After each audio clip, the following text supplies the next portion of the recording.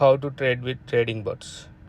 Okay, ட்ரேடிங்னு சொன்னால் ஒரு கிரிப்டோ கரன்சி ட்ரேடிங்னா ஒரு கிரிப்டோ கரன்சியை விலை குறையறிக்குள்ளே வாங்கி விலை கூடிய அறிக்கைக்குள்ளே விற்கிறது. ஸ்பாட் ட்ரேடிங் மட்டும் கிடைக்கும்.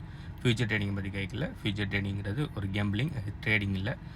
அந்த ஃபியூச்சர் ட்ரேடிங், பைனரி ட்ரேடிங், இந்த மார்ஜின் ட்ரேடிங், ஆப்ஷன்ஸ் ட்ரேடிங், இது எல்லாமே கேம்பிளிங். அதில் ரியல் ட்ரேடிங்கில் கிராஃபில் பெட் கட்டுறது. நான் கைக்கிற ரியல் ட்ரேடிங்னு சொன்னால் ஸ்பாட் மார்க்கெட்டில் இயங்குற ஒரு கோயினை உங்கள்கிட்ட இருக்கிற ஸ்டேபிள் கோயினை பாவிச்சு அப்படி வேற ஒரு கோயினை பாவிச்சு வாங்கிட்டு அதுக்கு பிறகு அது விலை கூடி நிற்கின்னு சொன்னால் நீங்கள் எந்த ஸ்டேபிள் கோயினில் இருந்தோ எந்த அசட் பேஸ் கரன்சி வச்சு வாங்கினீங்களோ அதை வச்சு விற்று உங்களோட பேஸ் கரன்சியோட அளவை கூட்டுறது. இப்போ யூஎஸ்டிடி பேரில் நீங்கள் ட்ரேட் பண்ணிங்கன்னா யூஎஸ்டிடியோட அளவை கூட்டுறது தான் simple concept.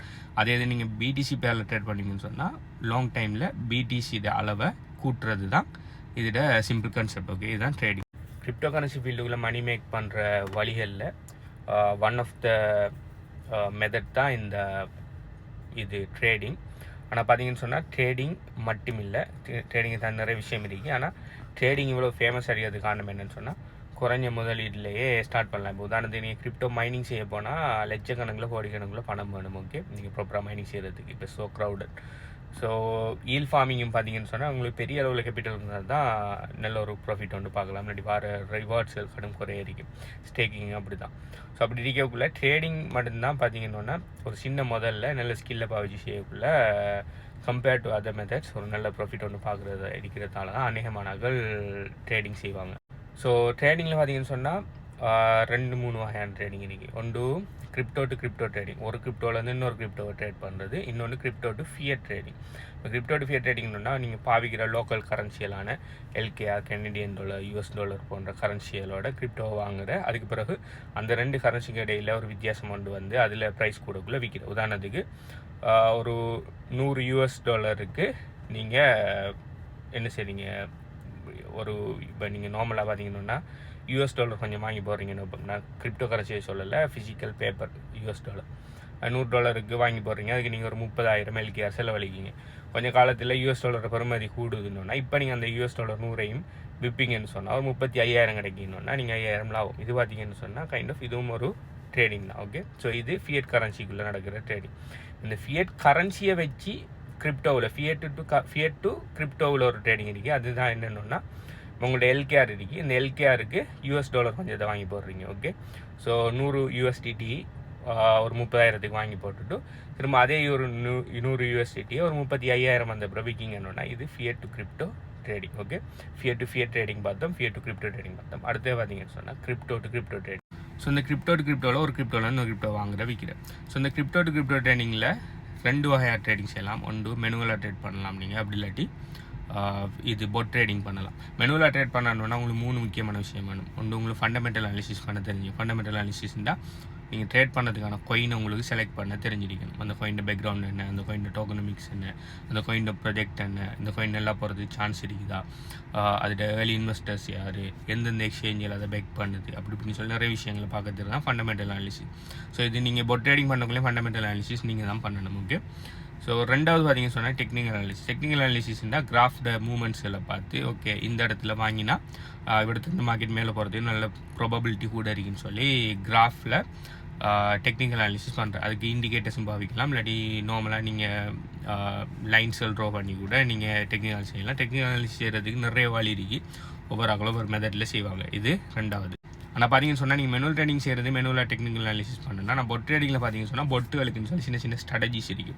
So DCA strategy, martingale strategy, AI strategy, grid ஸ்ட்ராட்டஜின்னு சொல்லி நிறைய ஸ்ட்ராட்டஜியல் போட்டுக்கு இருக்கும். அப்போ அந்த ஸ்ட்ராட்டஜிக்கு ஏற்ற மாதிரி ட்ரேட் பண்ணணும், நீங்கள் மெனுவலாக டெக்னிக்கல் அனாலிசிஸ் பண்ண தேவையில்லை. ஸோ இது பொட் ட்ரேடிங்கில் ஒரு அட்வான்டேஜ். ஓகே, மூணாவது பார்த்தீங்கன்னு சொன்னால் மார்க்கெட் சென்டிமெண்ட்டில் பார்க்க தெரிஞ்சிருக்கணும். மார்க்கெட்டில் இப்போ என்ன க்ரீடில் இருக்கா, மார்க்கெட் ஃபியரில் இருக்குதா, மார்க்கெட் ஃபியரில் இருக்கக்குள்ள நம்ம வாங்கணும், மார்க்கெட் க்ரீடில் இருக்கக்குள்ள நம்ம விற்கணும். மாறி செஞ்சோம்னா நம்ம நடப்போம். ஆனால் இதை பார்த்தீங்கன்னு சொன்னால் அந்த மார்க்கெட் சென்டிமெண்ட்டுகள் பார்க்குறது பொட்டால் முடியாது.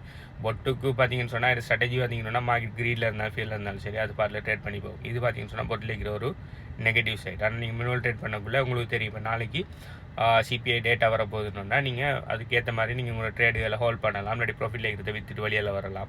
நாளைக்கு ஒரு நெகட்டிவ் நியூஸ் வந்து வர மாதிரி இருக்குன்னு சொன்னால் அதுக்கு ஒரு ஹிண்ட்டுகள் உங்களுக்கு கிடைச்சா நீங்கள் என்ன செய்யலாம், உங்களுக்கு லாபத்தில் இருக்கிற பொசிஷன்களை விற்றுட்டு வெயிட் பண்ணலாம், நாளைக்கு மார்க்கெட் டம்ப் ஆகினோன்னு நல்ல ரேட்டில் வாங்குறதுக்கு. ஆனால் அது பொட் செய்ய மாட்டேங்குது. ஓகே, ஸோ மார்க்கெட் அனாலிசிஸை பொட்ஸ் பேர் பண்ண மாட்டேங்குது, பட் டெக்னிக்கல் அனாலிசிஸை பொட் அதுக்குரிய டெக்னிக்கல் ஸ்ட்ராட்டஜிஸில் செய்யும். என்னை பொறுத்த வரைக்கும் பொட் ட்ரேடிங்குக்கு அட்வான்டேஜஸும் இருக்குது, டிஸ்அட்வான்டேஜஸும் இருக்குது. அதே மாதிரி மெனுவல் ட்ரேடிங்கும் அட்வான்டேஜஸ் அண்ட் டிஸ்அட்வான்டேஜஸ் இருக்குது. ஆனால் மெனுவல் ட்ரேடிங் பண்ணக்குள்ளே நீங்கள் முதலாவது நிறைய நாலேஜ் எடுக்கணும், அது டிஸ்அட்வான்டேஜ்.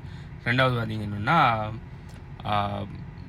Multiple trades போடையலாம். உங்களோட டைம் லிமிட்டட், நீங்கள் ஒரு நாளைக்கு ட்ரேடிங்க்கு ஒரு 2 ஹவர் ஒதுக்குறீங்கன்னா அந்த 2 ஹவருக்குள்ளே மார்க்கெட் எப்படி இருக்கோ அதுக்கேற்ற மாதிரி தான் நீங்கள் ட்ரேட் பண்ணலாம். பட் பொட்டை பார்த்தீங்கன்னா 24/7 அது பாட்டில் ட்ரேட் பண்ணிட்டு இருக்கீங்க. நீங்கள் ப்ராப்பரான அலோகேஷன் கொடுத்து ப்ராப்பரான ட்ரேடிங் பொட்ஸில் ப்ராப்பரான காயின் கொடுப்பீங்கன்னா அது பாட்டில் கண்டினியூஸாக ட்ரேட் பண்ணிட்டுருக்கீங்க.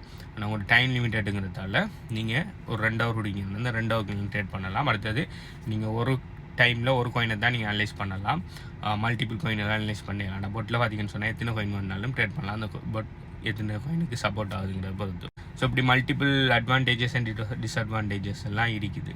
ஸோ பெஸ்ட்டான என்னை பொறுத்த வரைக்கும் மெனுவலாக இருந்து ட்ரேட் பண்ணுறது அளவுக்கு எனக்கு டைம் போதாது. ஓகே, ஸோ அதனால் நான் மோஸ்ட்லி அதுக்கான மெனுவல் ட்ரேட் பண்ணுறதுல இல்லை, நான் மெனுவல் ட்ரேட் எப்பயாச்சும் பண்ணுவேன். ஆனால் மோஸ்ட்லி என் கேபிட்டல் எல்லாம் பொட் ட்ரேடிங்கில் தான் இருக்குது. Okay, compared to manual trading.